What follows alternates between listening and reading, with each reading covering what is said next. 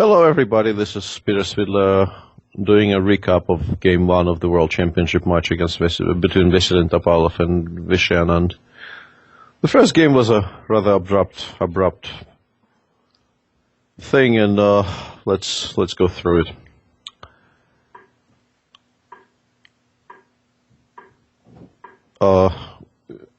Not surprisingly, frankly, considering what Anand has been playing for the last year and a bit. The game featured the Grunfeld, and the line Topalov chose is also no surprise. He played this many times before, more than once against me personally, and also he played this against Kamsky in the World Championship match they played in Sofia as well. So quite clearly it was always going to be the battle of the home preparations, and that was exactly what happened. Knight a5 is the most fashionable line in this position right now. The old main line goes bishop g4, here f3, knight a5, and now white has a wide choice. White can take on f7, white can go bishop d3. For me as a Grunfeld player, the biggest worry was always this line. Not because I believe white is better here, but because simply, and once again, this is somewhat relevant to what we're about to see in the actual game. White has such a wide variety of choices after f6, which is the main move in this position, that I was always worried that the best result possible for me is still a draw. And if I remember, and if I forget something, I might just lose by force. So I couldn't see what the upside is of choosing this variation. And I was actually, I believe, the first one, at least the first one at a reasonably high level, to come up with the idea to play knight a5 and b6 here, connected with the idea of playing e5 on the next move. Of course, knight a5 and b6 has been played before, but normally people would connect it with, after both rook c1 and queen d2, which was played in the game, people would connect it with, let's say, playing cd4, e6 or something like this, and then bishop b7. This is a reasonably boring line, which doesn't really promise full equality for black, although it is certainly playable. And I believe something, if not precisely this, then something like this was played by Bielawski against Topalov during, I believe, the Dresden Olympiad, and Bielawski got a very nice game. But the more ambitious approach is to go e5 here, which is what Vishy did.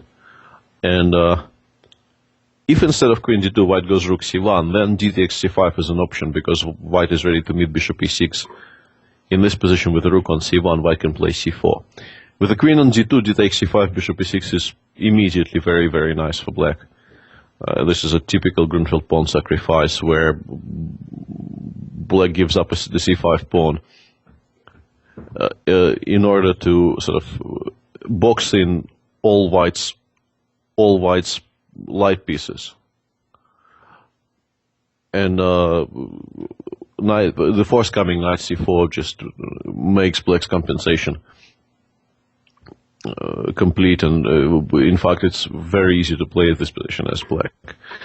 But it was never, of course, white's intention to take on c5, bishop h6 instead, cd4, cd4, or possibly bishop takes g7 first, but I don't think it matters.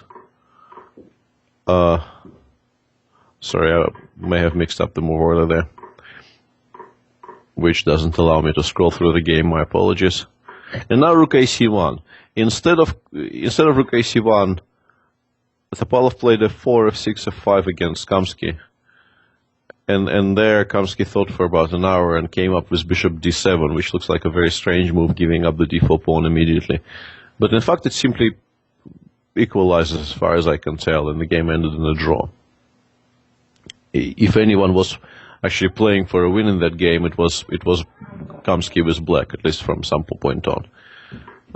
Today, Topalov started with rook ac1, a reasonably rare move. The only game so far before today in this line is Karyakin-Carlsen from Foros a few years back, which went, I believe, rook c8, f4. I mean, bishop b7, f4, rook c8, rook takes c8, bishop takes c8, f5. Or maybe queen takes a5, my apologies. And now knight c6. With a very strange position, which, and the game eventually ended in a draw anyway.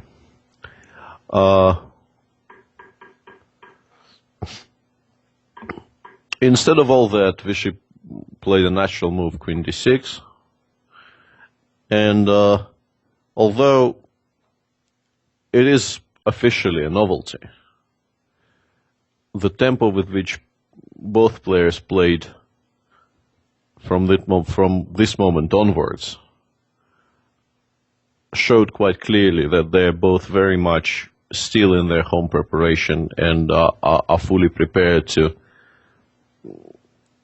battle it out, sort of comparing their homework up to a very advanced point in the future. f4 quickly followed, met by an obvious f6. You cannot really allow white to play e5 after you just played queen d6. That would just make no sense whatsoever. Followed very fast by f5. It is very difficult for me to comment on all this, because knowing absolutely nothing about this position, I would be very, very curious about, for instance, a move like bishop d7 here, or even maybe knight c6, bishop b5, knight e5, knight takes d4, and some move like maybe rook d8, rook d1, king h8, avoiding some discovered checks and planning to play something like bishop b7 and bishop d7 next. Although, frankly, I don't really much like this position after a possible queen e2.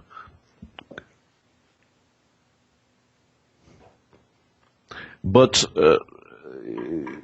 we once again return to the fact that both players at this point were still blitzing, so it is really a bit nonsensical for me to criticize their play, since it was obviously a product of enormous home preparation, because you cannot really go for a position like this without doing a lot of work on it. It would just be complete suicide. Vishy played queen e5, which was met by a very natural knight f4. Once again, there's bishop d7 here, and possibly even maybe knight b7, which we were discussing during the live broadcast with Malcolm. It looks slightly strange, but for black it would be a reasonably big deal to swing the knight over from a5 to c5, closing the c-file for good. So it's not as nonsensical as it might appear. But once again, the game continued apace. Vishy played g5, knight h5 check, king g8. Considering the fact that after h4, h6, hg5, hg5, rook f3, the rook has both g3 and h3 at its disposal, it becomes quite clear why the king has to go to g8 and not h8 on move 20, because on h8 it would get hit by the rook appearing on h3 at any time. And here we come to the critical point of the game, and in fact the only point of the game worth discussing, because up to now, I believe white spent about 5 to maybe 7 minutes on his moves, and the same applies to black. So they were both very much in their home prep. And here Vishy started thinking. And while he was thinking, we were discussing with Malcolm the fact that after bishop d7, the position looks incredibly dangerous, and white has a lot of possibilities, including, but not sort of limited to, bishop c4 check with some possible wild lines like this, which we were considering during the broadcast. Also, white can maybe even consider taking on f6 here. White can play rook g3 and create some ideas of knight takes f6 later, or maybe even rook takes g5 under favorable circumstances.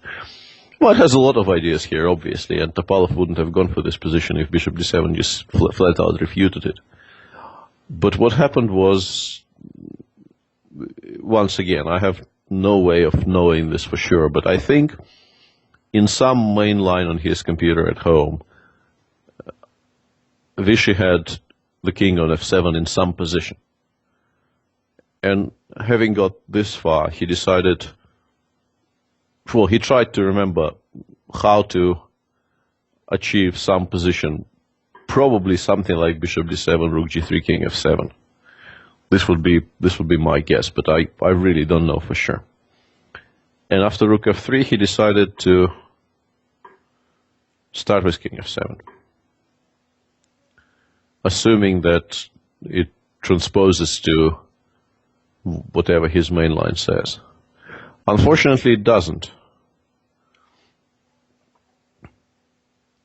The fact is, knight takes f6 just wins here, which was immediately played by Topalov. And here Vishy must have realized what happened, but there's just no way back. It is not immediately obvious why White should be winning here, but once you stumble upon this idea at home, the machine will point out rather fast that White actually is winning. And according to some notes I received as tales during the broadcast, queen takes f6, which maybe was the more tenacious attempt, apparently loses to, I think, bishop b5, which is a bit hard to believe, and maybe what Vishy could have misunderstood or misremembered. But apparently in this position there's no way back for black. I'm using the word apparently because I didn't really check this, but I am assuming, and I think in this day and age it's a safe assumption, I'm assuming that somebody who is sending me a 25 ply long variation on ICC knows what he's talking about if he's quoting Ripka. So I'm guessing bishop b5 wins here. And I can sort of explain why.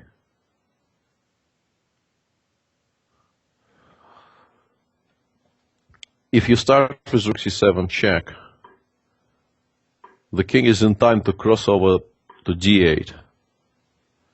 And it's very hard for White to do much about the king when the moment it hits d8. 5 to e5, and queen takes e5 now is met by. So, and is forced to deal with things around f7, g8, and there it seems White's development advantage is very telling. If queen e5, White takes on g5, queen takes b5, and gives mate by playing simply queen g6, king e7, f6, king d6, and queen g7. Once again, not surprising because black has such a huge material deficit if you the pieces that are actually protection. He is right now two piece, but it doesn't really account for much when you consider that while participating in this attack, and black pieces originated in defense. And if you go queen e7 here, the machine goes rook h3 and starts giving bishop takes f5 as a serious possibility, which should tell anyone who's interested that black is in a lot of trouble. But maybe still from the practical standpoint this was a better try. Instead Vishy thought for quite a long while here and took with the king, which just loses on the spot because after rook h3 the same kind gentleman sent me this bishop b5 line, sent me a long line starting with bishop d7 as the best line of Rybka,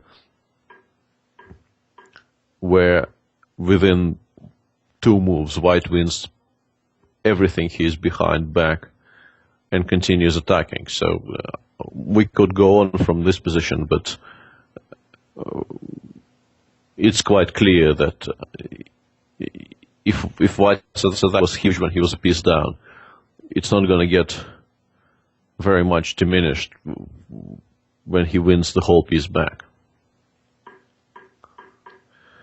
But even this wasn't played. Instead, Bishop played rook g8, rook h6 check, king f7, rook h7. Here he must have realized that after rook g7, white simply takes. Queen now cannot take because of rook c7 check, so he has to take with the king. So the queen takes g5, king f8, and I believe the computer's main line here is queen d8 check, queen e8, queen f6 check, queen f7, queen h8 check, queen g8, and I think queen takes d4. And once again, one look at this position should be enough to see that white is just completely dominating, and the moment the rook lands on c7, it's going to be all over. So, d8 here, rook c7, and king d8, which appears to give him some hope because the rook is hit, and white needs to do something about it. But unfortunately for him, white has a very pleasant tactical shot here as well. He goes bishop b5. The obvious tactical point is, of course, that queen takes c7 loses to queen takes d4. So instead of the line I just showed, Vishy chose up a different way to lose, frankly. He went king e8, rook c7, and king d8 is an obvious thing to do here because bishop b5 check was a threat. But bishop b5 comes anyway. It's a nice move, but it's not that hard to see because white doesn't really want to waste the tempo defending or moving the rook from c7. C7 is its perfect spot. It's quite easy to see that queen takes c7, queen takes d4 loses. But the biggest problem for black in this position is that he has no moves. The rook on g8 is tied to the pawn on g5. The bishop on c8 cannot move because of rook d7 check. The only move that made some sense to me while we were watching was knight b7. But after that, white wins simply by going rook c4, forcing black to take the bishop. Queen takes d4 check, king e8, because if bishop d7, then queen f6 just mates. And after king e8, the rook returns to c7, and there's just no defense against rook e7 check and queen f6 mate. So, in view of all that, Vishy played queen takes c4 here. And once again, during the live broadcast, I was advocating going rook e7 here. I think aesthetically it would have been more pleasing. With a dual point, if queen d5, then white has a very nice little cheapo in queen takes g5. And if queen f4, something like queen d2 e1 is a very nice move to finish the game off, because there's just absolutely no defense against rook e8 mate. Instead of which, I'm not, of course, criticizing Topalov in any way. It is all a matter of taste. Topalov apparently played rook takes c8 in this position. Now, if rook takes, white goes rook d7, king e8, rook takes d4, and wins the queen. And if king takes, then queen c1 check, knight c6, bishop takes c6, queen e3 check, queen takes e3, d3, bishop takes a8, and once again, white ends up with a huge material advantage in a completely winning position. So after rook takes c8, Vishy resigned. All in all, a bit of a strange game, frankly, because it's not every day you see a world championship game decided simply by one of the participants forgetting his home analysis, and I'm 99.9% sure this is exactly what happened. It is of course, a big blow to Anand's chances in this match, because not only he is now 1 game down, he is also going to be hugely disappointed with what happened, because he went for this line, I believe, feeling that it's safe and good enough to play. and then he lost it simply because he mixed up the move order in the opening. This is not a good way to lose, and he will be very, I'm sure he will be very determined to try and put this right tomorrow when he's white, because he needs something tomorrow to believe and convince. I think first and foremost, he needs to convince himself that this is just a blip, that the match is still long enough for him to get back into it and win it. As for Topalov, of course, he will be extremely happy with this game because he came, as usual, very well prepared and was able to actually show off his preparation to such a devastating effect. A very, very nice, beautiful, sacrificial game. Of course, in all likelihood, even the final position was on Topalov's computer at home, but it doesn't really diminish his play in any way. We'll see what happens tomorrow. Cheers, everybody. This was Peter Svidler commentating on Game 1 of Topalov Anand.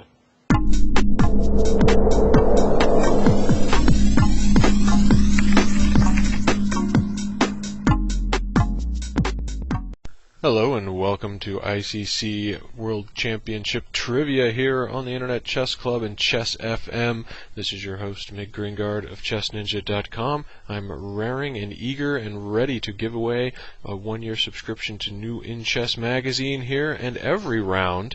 So I hope you're ready to play along. All you do is listen to the question every round. You send in your answer by email, and we take all the correct answers, toss them into a big pile, and pick out one lucky winner every round. So get to it, get ready to go, get psyched up, and you might just win yourself a one-year subscription to the finest chess magazine in the lands, from the lowlands, the Netherlands. New in Chess. Great magazine. It's in English, by the way. We don't want people thinking, like, what am I going to do with all that strange Dutch language that they speak? But no, it is in English. Do not despair. So you'll be able to enjoy it as I have for so many years, and so many others. All the interviews, especially the analysis from the players. People wonder, well, isn't print dead? Why are they chopping up these trees and pulping them and putting ink on them and sending them out in this old-fashioned post when we have email, we have PDFs, we have websites, we have all these wonderful things? And I kind of agree, actually. I think they should figure out a way to do this digitally, and I think others have gone before them. But it's old school, and you can't argue with the content. That's why so many people still subscribe and pay their hard-earned cash, and it's well worth it, I might add, but you may not have to if you answer this question correctly and are chosen out of that stack. You'll have a chance every round, so you should be wishing for a nice long match that goes the distance. We may even toss in a bonus subscription if they go to rapid tiebreaks, just to kind of continue with the joie de vivre, but we're not get ahead of ourselves there. Let's go ahead and toss out the first question here. This one should be a pretty easy one. We like to start things off easy on the weekends here, kind of ease into it. And pretty much wasn't really planning on this being a weekend question, but it turned into one thanks to thanks to the volcano, I guess. You could credit that. So if you win because it's easy, you give thanks to the volcano. All right, here it is. Question number 1, round 1 here. Name the only 2 players ever to forfeit a World Championship game. That is a World Championship match game lost on forfeit. Only 2 players.